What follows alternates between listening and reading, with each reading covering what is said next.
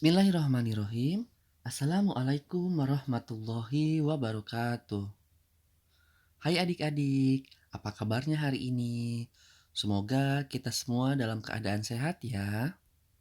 Pada hari ini, kita akan belajar tentang air. Silahkan adik-adik persiapkan alat tulisnya untuk mencatat informasi penting yang akan disampaikan pada video ini.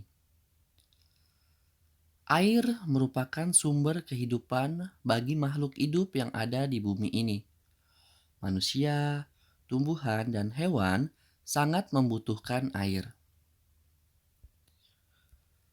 Bagi manusia, air digunakan untuk mandi, mencuci piring, minum, dan yang lainnya.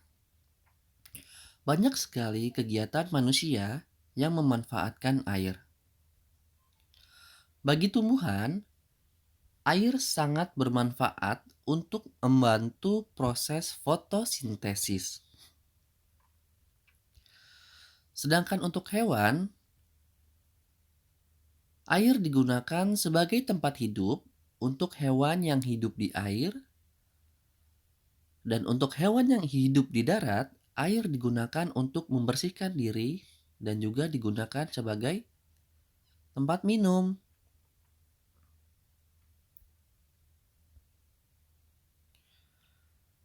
Bagaimana proses perputaran air yang terjadi di bumi ini?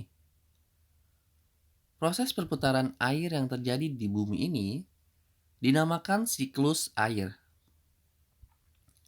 Untuk proses siklus air ini, hal pertama yang terjadi adalah proses evaporasi atau penguapan.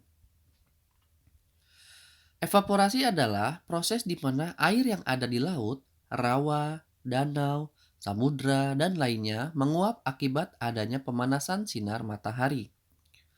Pada tahap evaporasi, air diubah menjadi uap air atau gas sehingga dapat naik ke atas atmosfer. Selain evaporasi, proses penguapan yang lainnya disebut dengan transpirasi.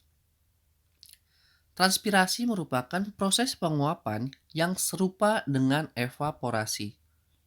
Perbedaannya adalah proses penguapan pada transpirasi terjadi pada jaringan makhluk hidup melalui proses respirasi atau proses pernafasan. Setelah proses evaporasi dan transpirasi, proses selanjutnya adalah kondensasi. Kondensasi adalah proses berubahnya uap air menjadi partikel es akibat suhu udara yang rendah sehingga akan membentuk awan yang tebal. Air yang menguap, pernapasan tumbuhan yang menguap, itu akan menjadi partikel es akibat suhu udara yang rendah sehingga membentuk awan yang tebal. Proses selanjutnya adalah adveksi. Adveksi adalah proses perpindahan awan secara horizontal dari satu lokasi ke lokasi yang lainnya, disebabkan karena tekanan udara atau angin. Awan yang terbentuk dari uap air tadi akan tertiup angin dari lautan menuju ke daratan, yang disebabkan karena adanya tekanan udara atau adanya tiupan angin. Proses selanjutnya adalah presipitasi. Presipitasi adalah proses hitam menjadi air yang biasa kita sebut hujan. Awan atau uap air yang terkondensasi berubah menjadi air, lalu turun ke permukaan bumi sehingga hujan yang dipengaruhi oleh angin panas atau adanya perubahan suhu. Awan yang bergerak dari lautan menuju daratan, setelah Awal lagi menampung air hasil penguapan, maka akan dijatuhkan ke bumi yang biasa kita sebut dengan hujan. Untuk beberapa tempat atau daerah, proses presipitasi ini dapat berupa salju atau yang lainnya, tergantung dari suhu di mana air itu dijatuhkan. Setelah proses presipitasi, proses selanjutnya adalah runoff atau limpasan. Limpasan adalah proses mengalirnya air hujan ke sungai, samudra, danau, dan saluran air lainnya. Air hujan akan turun dan mengalir ke sungai-sungai. Dari sungai-sungai akan mengalir ke samudra, danau, dan saluran air lainnya. Setelah runoff, selanjutnya adalah proses infiltrasi. Infiltrasi adalah air yang merembes ke bawah dan menjadi air tanah atau proses penyerapan air ke dalam tanah. Penyerapan air ke dalam tanah dibantu oleh adanya tumbuhan.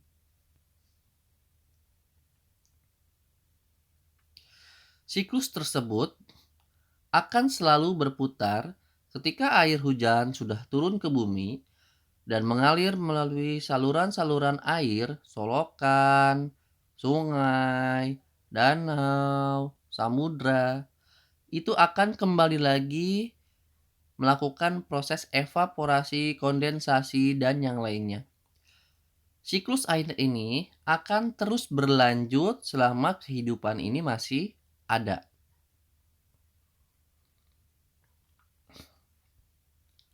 Nah, akan tetapi ada berbagai macam kegiatan manusia yang dapat merusak lingkungan dan dapat mempengaruhi siklus air. Contohnya adalah sebagai berikut. Ketika manusia melakukan penebangan hutan untuk membangun industri-industri, hutan-hutan ditebang secara massal. Atau manusia yang melakukan pembakaran hutan untuk membuka lahan atau ingin membangun sebuah perumahan, itu pun dapat merusak lingkungan dan mempengaruhi proses siklus air. Selain itu, yang banyak sekali dilakukan oleh manusia saat ini adalah pembuangan limbah, sampah yang dapat menyebabkan pencemaran air. Mereka dengan seenaknya membuang sampah di sungai-sungai, di aliran air. Hal itu sebaiknya tidak boleh dilakukan. Buanglah sampah pada tempatnya. Agar apa? Agar tidak terjadi penyumbatan saluran air oleh sampah-sampah dan tidak ada pencemaran air. Air akan selalu bersih dan jernih sehingga dapat dimanfaatkan oleh makhluk hidup yang ada di bumi ini. Marilah bersama-sama kita jaga lingkungan alam ini agar dapat terlaksana dengan baik. Nah, selanjutnya kita akan membahas tentang aliran sungai. Kalian pasti sudah pernah melihat aliran sungai. Akan muncul beberapa pertanyaan ketika kalian melihat aliran sungai ini. Dari mana air sungai ini berasal? Ada yang tahu dari mana? Air sungai itu berasal dari air hujan dan air yang mengalir dari hulu sungai.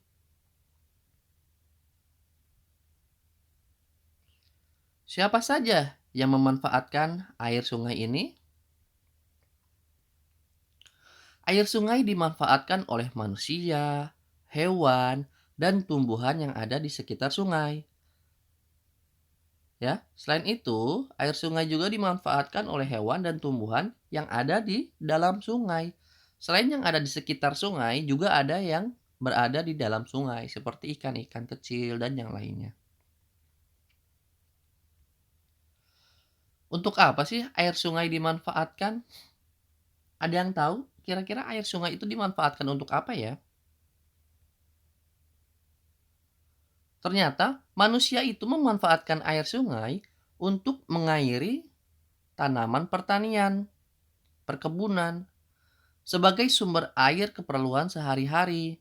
Biasanya dipakai untuk mandi, mencuci baju, dan sebagai sarana angkutan.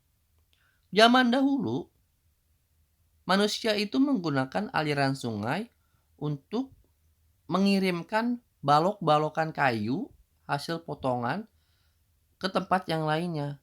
Mereka menggunakan aliran sungai. Ketika kayu-kayu itu terbawa hanyut, lalu akan diterima oleh orang yang berada di sekitar aliran sungai tersebut. Untuk hewan darat, itu memanfaatkan air sungai sebagai sumber air minum.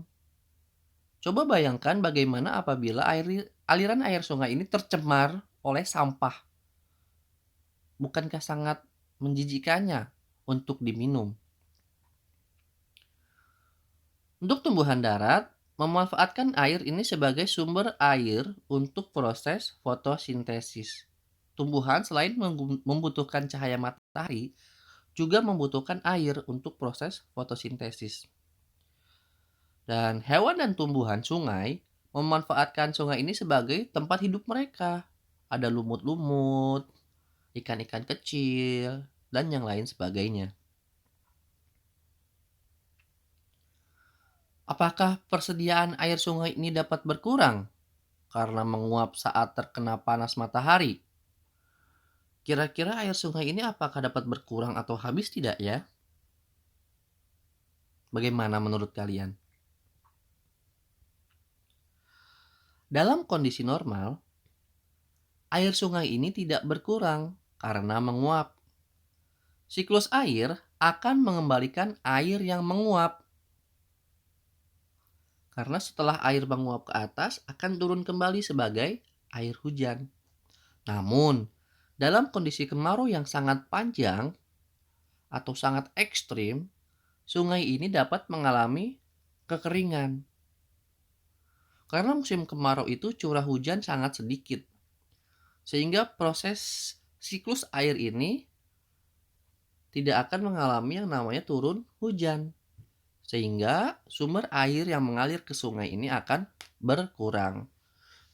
Bisa-bisa sungai pun akan mengalami kekeringan.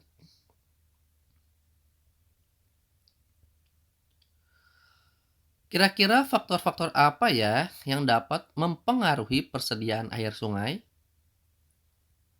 Ayo, apa ayo? Faktor yang mempengaruhi persediaan air sungai antara lain: 1.